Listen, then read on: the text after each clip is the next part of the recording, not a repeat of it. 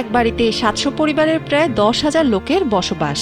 শুনতে অবাক লাগলেও এই এক বাড়িতে ভোটার রয়েছেন 3,000-এরও বেশি। প্রায় 2 কিলোমিটার এলাকা জুড়ে বিস্তৃত এই বাড়ির মধ্যে রয়েছে মন্দির, বিদ্যালয় সহ আরও অনেক কিছু। এই এক বাড়ির ভোটেই একটি ওয়ার্ডের ইউপি সদস্য নির্বাচিত হয়। বলা যায় এরাই অখণ্ড গ্রামটির হর্তাকর্তা। এ বাড়ির সঠিক ইতিহাস নিয়ে নানামুখী বক্তব্য থাকলেও কথিত রয়েছে আনুমানিক 400 বছর আগে দুই জমিদারের মধ্যে বিবাদ থেকে রণক্ষেত্র তৈরি হয়। সেটিকে মহারণ নাম দিলে তা থেকে মেহারণ নামের উৎপত্তি। আমি এখানে আমার বাড়িতে দোকান এখানে বিক্রি করি, ক্রেতারা এখানেরই নিয়মিত বেচাকিনি হয়। আমরা এখানে দোকানপাট আছে, এখানেই আমরা সদাই ভাত কিনা নিয়ে খাই, না বাইরে যাইতে হয় না। এরপরে এই রাস্তাঘাট হয় নাই ঠিক মতো, এই হিন্দু রাস্তা হয় নাই, এই গ্রামও রাস্তা হয় নাই, কোনো কিছু হয় নাই। ভাতারা খালের তীরে চাঁদপুরের মতলব দক্ষিণে অবস্থিত এই বাড়ি। একসময় লাকসামের জমিদার কালীবাবু এই মতলবের আলিয়ারা গ্রামে এসে খাজনা আদায় করতেন। তবে অনেকটা দূরে থাকাতে চাষিরা তাকে খাজনা দিতে চাইতেন না। তখন তিনি মেহারণ গ্রামের জমিদার দ্বারিকানাথ দাস ও বৈকুণ্ঠ দাসকে খাজনা তোলার দায়িত্ব দেন। এজন্য জমিদারদের উপাধি দেওয়া হয় দালাল হিসেবে। এ বাড়িতে বসে খাজনা আদায় করাতে বাড়িটির পরিচিতি তৈরি হয় মেহারণ দালাল বাড়ি নামে। আমাদের এই জমিদারে প্রথম ছিল লাকসামের বাবু।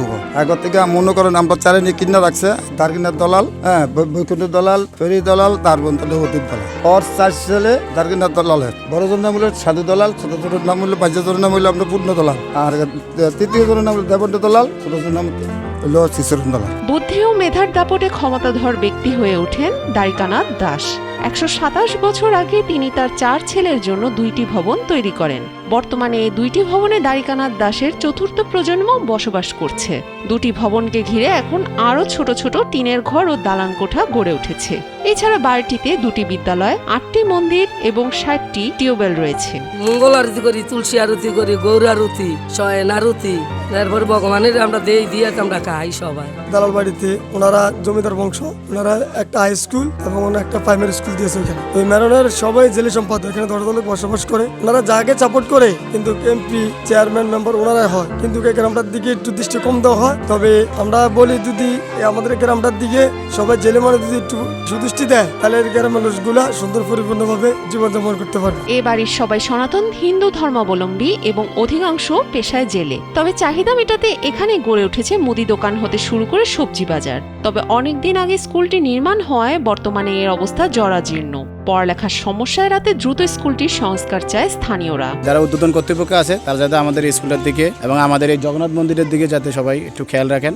মেহারনের এগুলো ঐতিহ্যবাহী প্রতিষ্ঠান, এই স্কুলটা দীর্ঘদিন যাবত হচ্ছে না। এই একটাই কারণ, আমাদের একটু যে মানে দলিলে একটু সমস্যা আছে, এটা জগন্নাথ মন্দিরের নামে। সবাই যদি একটু এখানে একটু খেয়াল দেন তাহলে ভালো হবে আর কি। শুধু স্কুল সমস্যা তাই নয়, রাস্তার অবস্থাটাও খুব একটা ভালো না। বারবার কাজের আশ্বাস পেলেও আমরা কেন জানি এটার পূর্ণাঙ্গ বাস্তবায়ন দেখতে পারতেছি না। এছাড়াও রাস্তা মেরামত সহ মেহারণ গ্রামটির নানামুখী সমস্যার কথা জানিয়ে সমস্যা সমাধানে প্রশাসনের সাহায্য চাইলেন ইউপি সদস্য। প্রশাসন যদি উদ্যোগ হয় তাহলে তাদের স্যানিটারিং এবং যে রাস্তা পাকা করার জন্য টেন্ডার হয়েছে অসমাপ্ত কাজটা সমাপ্ত করলে এবং স্কুলটাকে একটা জুনিয়র হাই স্কুল আছে, এই স্কুলটাকে মঞ্জুরিভুক্ত করলে ওই এলাকার ছেলেমেয়েরা লেখাপড়া শিখে শিক্ষিত হয়, মানুষ হতে পারবে। এই স্কুলটা অবহেলিত আছে, অনেক পোলাপাইন এখানে আসতে চায় না। যদি আরো প্রশাসনের সহযোগিতা পাই তাহলে এই স্কুলটা আরো উন্নত হবে এবং এই গ্রামে কিছু ড্রেনেজের ব্যবস্থার সমস্যা আছে।